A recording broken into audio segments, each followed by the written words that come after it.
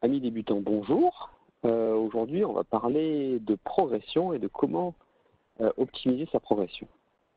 Alors, il y a une façon d'opérer qui est très simple, mais qui doit être systématique, c'est de débriefer à la fin de chacune de vos sessions et de noter toutes vos impressions, tout ce qui s'est passé, de bien, de mal, les sujets sur lesquels vous allez vouloir travailler.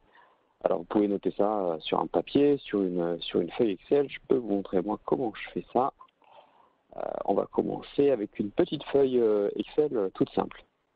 Alors, dans les informations qu'on peut noter, eh bien, il y a bien entendu voilà, le numéro de votre session, si vous en êtes encore à compter vos sessions, comme moi, on n'en est qu'au tout début, la date, sur quel spot vous étiez, et puis après les conditions de vent.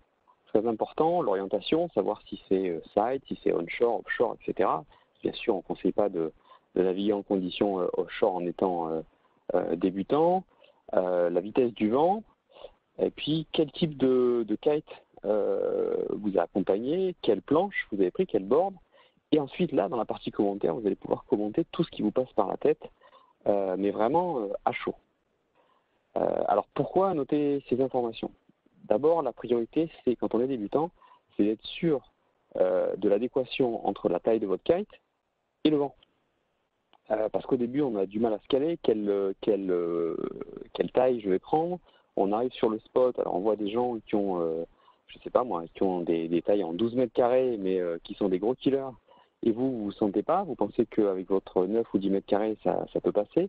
Et vice-versa, en fonction de votre poids, de votre taille, il va falloir se faire une vraie expérience de quelle est la bonne taille pour vos conditions qui sont propres en fonction de vos capacités de navigation. Bien sûr, le type de board, alors au début, vous aurez peut-être toujours le même board, mais pour les gens qui éventuellement alternent entre un twin tip, des planches directionnelles, etc., ça peut être intéressant. Et ensuite, dans les commentaires, eh bien, tout ce qui va vous passer par la tête. Alors là, je peux vous montrer quelques exemples.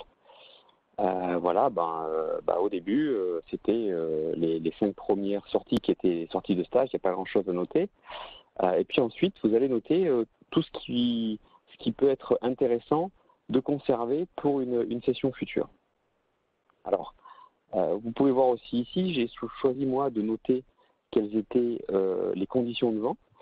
Ça peut être intéressant aussi de voir, par exemple, voilà, ne serait-ce que visuellement, on voit bien ici que je suis sorti dans du vent qui était un peu plus fort que d'habitude. Quelle voile vous avez pu prendre, et puis surtout, qu'est-ce qui s'est passé de bien ou de mal. Alors après, c'est une convention.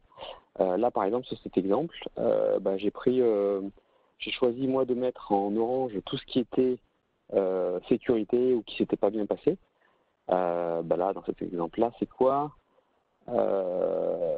Voilà, mauvais départ de l'aile. Donc j'ai fait un mauvais départ d'aile, ce qui peut représenter un danger. Donc à noter pour une prochaine fois. Et puis en bleu, les choses que j'ai choisi de travailler pour la fois d'après ou ce que j'ai noté pour y penser la fois d'après. Par exemple là, voilà, je laisse le kite qui est trop dans le bord de fenêtre, il faudra le faire reculer dans la fenêtre éventuellement une prochaine fois.